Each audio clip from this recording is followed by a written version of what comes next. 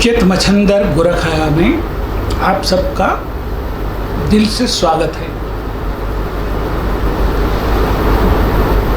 जय जवान, जय किसान, जय विज्ञान, जय हिंद, जय भारत। मेरे प्यारे भारतवासियों, हम परिवर्तन का स्वीकार करने के लिए आगे बढ़ना है। पूरा विश्व परिवर्तन की पीड़ा से ग्रस्त है।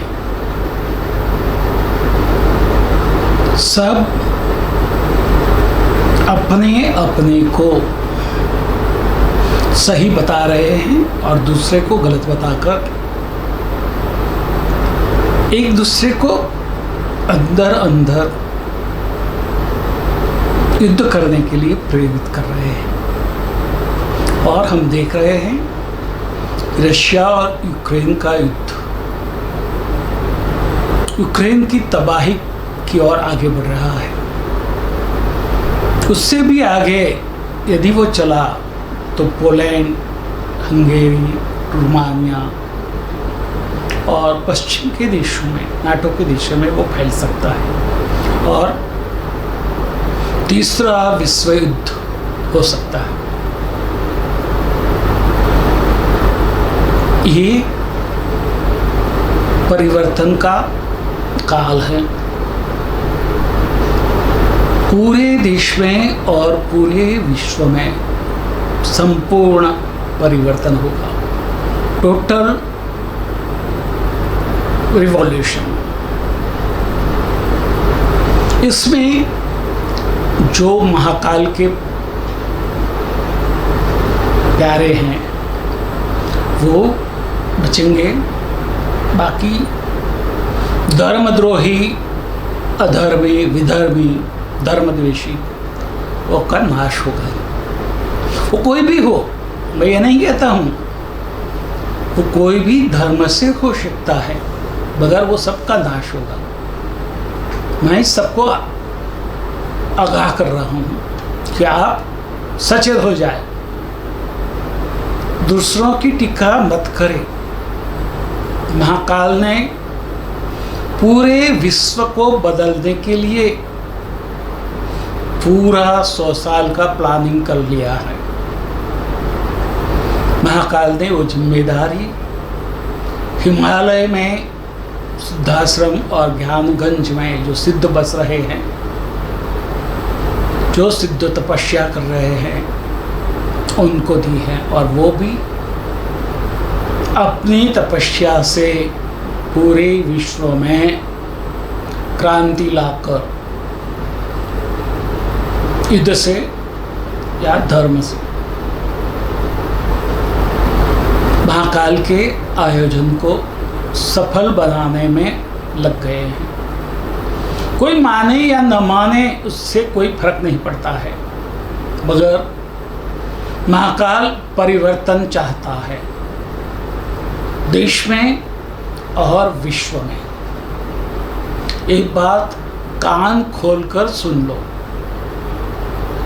आप क्रिश्चियन हैं, क्रिप्टो क्रिश्चियन हैं, एक्सीडेंटल हिंदू हैं, कोई भी हैं, आपके पास अरबों खरबों की संपत्ति है, वो भी आपको बचा नहीं पाएगी। वाद विवाद से परे होकर अपने आप को बचाने के लिए तैयार हो जाओ। घमंड मत करो, ये घमंड करने का समय नहीं है। अहंकारी मत बनो, स्वीट टेररिस्ट मत बनो। आप महाकाल के आगे कोई विषाद में नहीं है। आपकी महाकाल के आगे तो नहीं, मगर महाकाल के गणों के आगे भी कोई वजूद नहीं है। आप टिक नहीं पाओगे। कोई भी हो, केजरीवाल हो, अखिलेश यादव हो, उद्धव ठाकरे हो, शरद पवार हो, असरुद्दीन ओवैसी हो, फारूक अब्दुल्ला हो, ममता बनर्जी हो या स्टालिन हो, इस सब ये बात कान खुल के सुन ले। आप जिसमें भी मानते हैं नहीं मानते हैं, उससे कोई फर्क नहीं पड़ता। महाकाल को, बगैर महाकाल का जो प्लान है 100 साल का, उसमें आपकी कोई जगह नहीं है।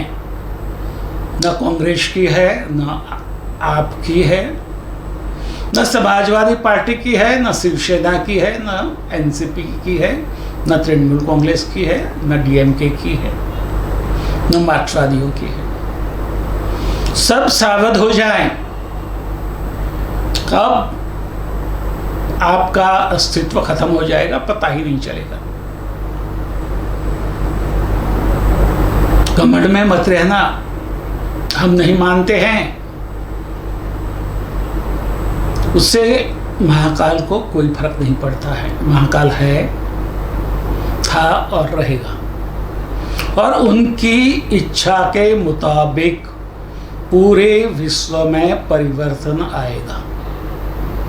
सिर्फ अपनी सोचो, अपने अस्तित्व को बचाओ। हमारे विदेश मंत्री जयशंकर जी ने कहा कि हम भारत के पक्ष में हैं, तो वो भारत के बारे में सोचते हैं, मगर हमारे विपक्ष भारत के बारे में सोचने के बजाय सत्ता के बारे में सोचते हैं। तो कान खुल के सुन लो, हो सत्ता लालचू हो। 100 साल के महाकाल के प्लानिंग में आपका कोई स्थान नहीं है, और उसमें आप अड़ंगा लगाने गए तो आप अपने आप को खो बैठोगे। सबको मैं बोलता हूं, अधर्मियों को, विधर्मियों को, धर्मद्रोहियों को, नास्तिकों को, कि महाकाल के प्लानिंग में आपकी कोई जगह नहीं है। महाकाली के प्लानिंग में जुड़ जाओ, वरना महाकाल के दंड को भुगतने के लिए तैयार रहो। आपके पास खरबों रुपये होंगे, वो भी आपको काम नहीं आएंगे। यहाँ के यहाँ जहाँ रखे हैं वहाँ धरे रह जाएंगे। नरेंद्र मोदी जब से सत्ता पर आए हैं, तब से कई लोगों को दिमाग में ये घुस गया है कि मैं भी बड़ा प्रधान बन सकता हूँ और मोदी से अच्छा काम कर सकता हूँ। भाई, मोदी से अच्छा काम आप कर नहीं सकते, क्योंकि मोदी महाकाल का इंस्ट्रूमेंट है। डिवाइन महाकाल का divine instrument, divine chosen one. और 100 साल में जो भी घटना घटने वाली है, उसका पूरा रिकॉर्ड महाकाल ने सिद्धों को दिया है, और मेरे सिद्ध गुरु ने मुझे दिया है, मेरे पास है, और उसी के मुताबिक ही सारी घटनाएं घटती जा रही है और घटती जाएगी। आप सत्ता प्राप्त करना चाहते हैं तो 100 साल के लिए भूल जाए, कहीं ऐसी अच्छे सनातन धर्म की कुटुंब में जन्म ले, महाकाल की उपासना करें और महाकाल की कृपा के प्राप्त बने, तो शायद महाकाल आपको सत्ता दे सकता है। मगर 100 साल तक सत्ता में आने का ख्वाब देखे ही मत। वो मुंगेरी लाल के हसीन सपने जैसा हो जाएगा। और देखना, मुंगेरी लाल के हसीन सपने देखने वाले स्ट्रीट टेररिस्ट केजरीवाल तुम्हारा क्या हाल होता है, तुम्हारे साथियों का क्या हाल होता है। मैं तो देख रहा हूं, मगर जब कटेगा तो पूरा देश और पूरा विश्व देखेगा। ये मैं नहीं बोल रहा हूं, मेरे सिद्ध गुरु बोल रहे हैं। सिद्ध गुरु आपकी समझ की परे की बात है, क्योंकि आप जो क्रिश्चियन ठहरे, एक्सीडेंटल हिंदू ठहरे। अखिलेश कह रहा था कि वाजपेयियों से मैं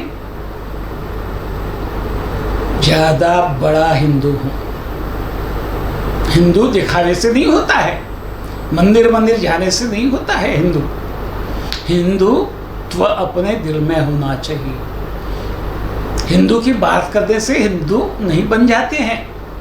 जब तक हिंदुत्व को अपने आप में, अपने हृदय में धारण नहीं कर सकते, तब तक आप हिंदू नहीं बन सकते। और इसीलिए ही महाकाल ने राहुल को हिंदुत्व के लिए, लोगों को बरमाने के लिए हिंदुत्व की बातें की। मैं हिंदू को पसंद करता हूं, मगर हिंदुत्व को नहीं। मगर हिंदुत्व की पहचान ही हिंदू है ऐसा नहीं है, हिंदू की पहचान ही हिंदुत्व है। ये बात वो भूल गए, और वो भी महाकाल, उसने जो बोला है वो ही बोला है, और उसने अपने आप अपने पैरों पर कुल्हाड़ी मार ली।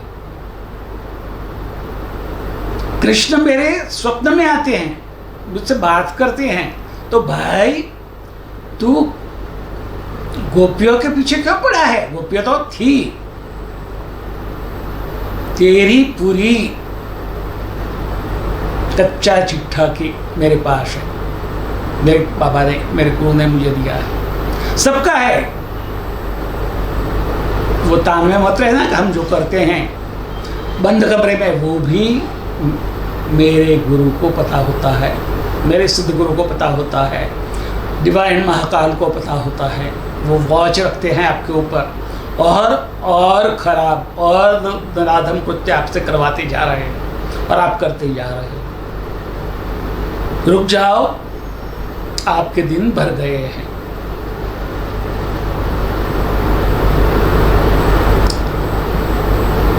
कभी हार गए तो ईवीएम को गाली दी। कल अबू आजमी कहता है कि हिंदुत्व जीत गया, हिंदुस्तान हार गया। अरे हिंदुत्व ही हिंदुस्तान की पहचान है, हिंदुस्तान जीत गया भाई मेरे। आपने बहुत हिंदुओं को सताया है, आज तक बहुत मारा है।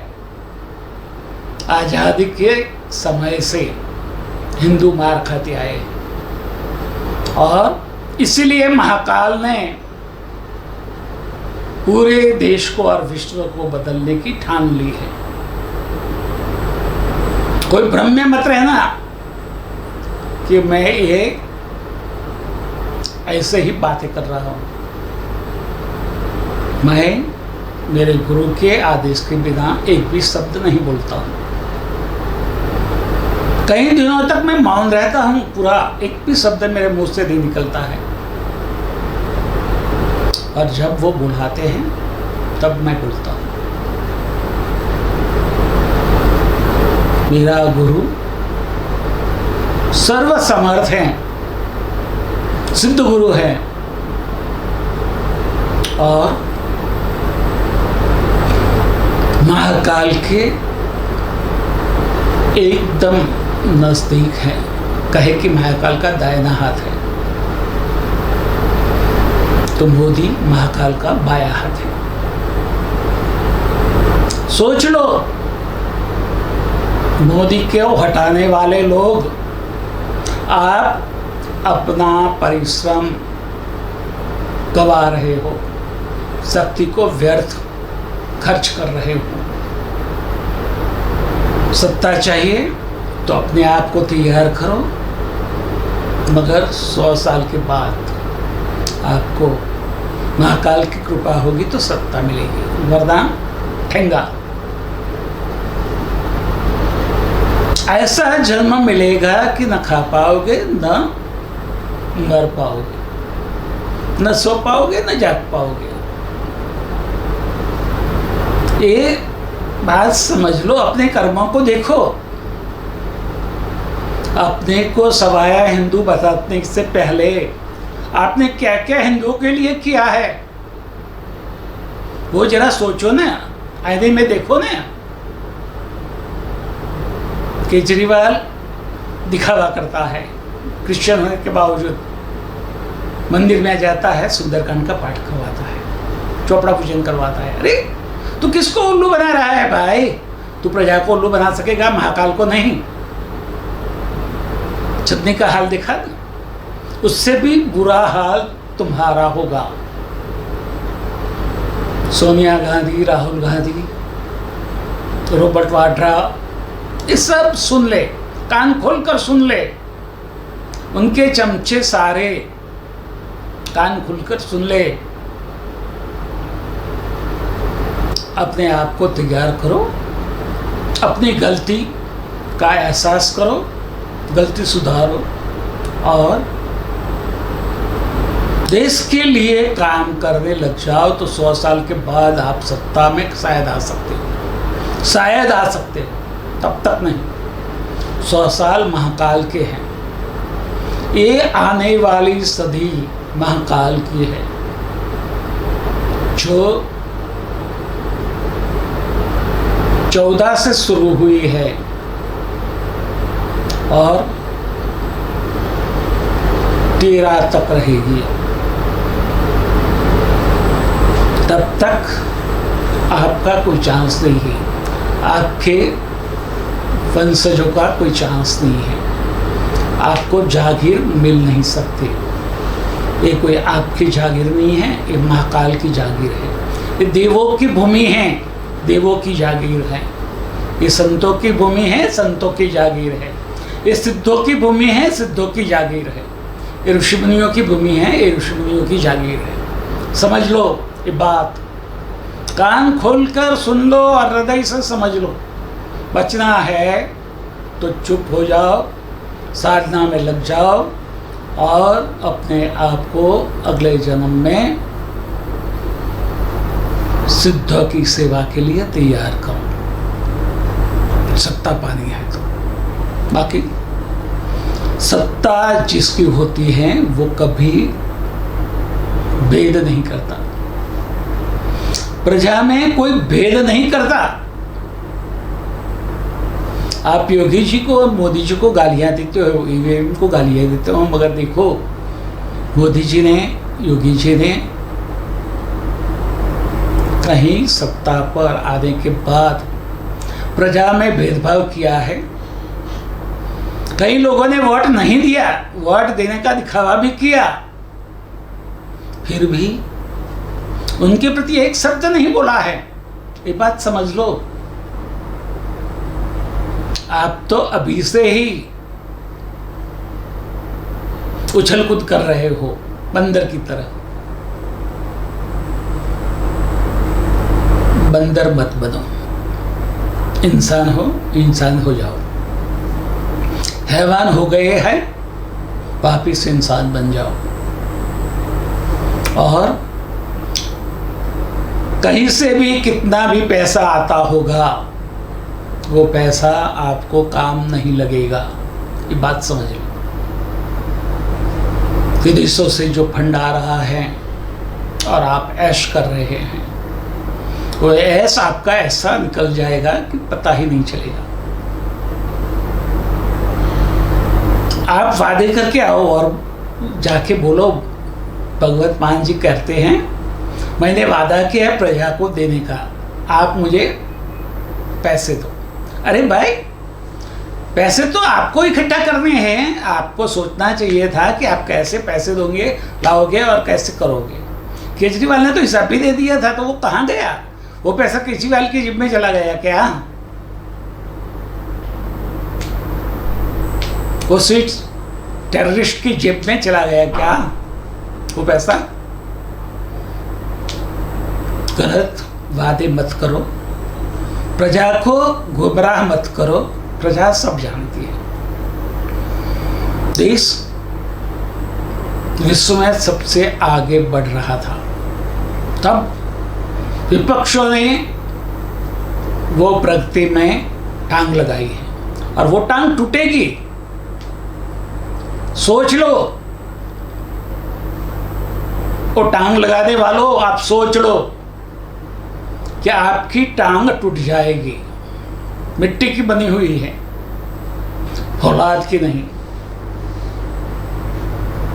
कहीं भी उलझना नहीं। मुस्लिम के नाम पर पहले हिंदू मुस्लिमों को अलग किया, फिर जाति धर्म को अलग किया। आज भी मीडिया के पास कौन सा भी, कितने मिनिस्टर कौन सी जाति के हैं वो बता रहे हैं। शर्म आनी चाहिए, धिक्कार है उसके ऊपर मैं थूमता हूँ, वो जो बोलते हैं उसके ऊपर। वो भी भारतीय हैं, उनका अधिकार है। क्या मिनिस्टर बनना राजवंशियों का अधिकार है? उनका नहीं है लोकशाही में। तो उनको सत्ता दी गई है, तो देखो ना वो कैसे काम करते हैं। उसको काम तो करने दो। उसको जाति धर्म में उलझाकर काम करने में रोड़ा क्यों अटकाते हो भाई? जरा सुन लो, फिर से कान खोल कर सुन लो। महाकाल का 100 साल का प्लानिंग भारत के लिए और पूरे विश्व के लिए है। भारत सर्वसमर्थ बनेगा, स्वावलंबी बनेगा, आत्मनिर्भर बनेगा और विश्व नेता बनेगा, विश्व को नेतृत्व पूरा पाड़ेगा और विश्व गुरु बनेगा। आपकी हिम्मत है तो रोक लो। महाकाल की इच्छा के आगे आपकी एक नहीं चलेगी। टांग तो लगा के देखो। कश्मीरियों को मारा गया, निकाला गया, तब कोई नहीं बोला था। आज कश्मीर की पंडितों के ऊपर फिल्म बनी तो बोलो कि उसमें मुस्लिमों के प्रति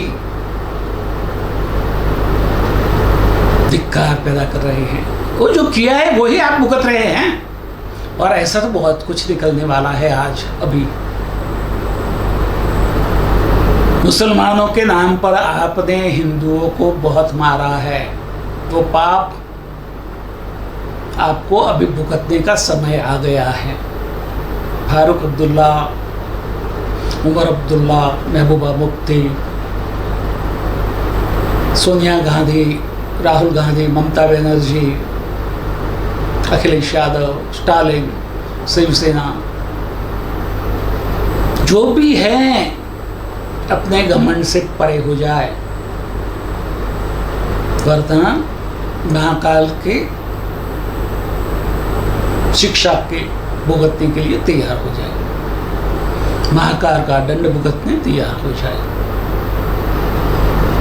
मोदी जी को डिवाइन प्रोटेक्शन है। मोदी जी के आसपास सूक्ष्म शक्तियां उनका रक्षण कर रही हैं। वो बात जरा याद रखना।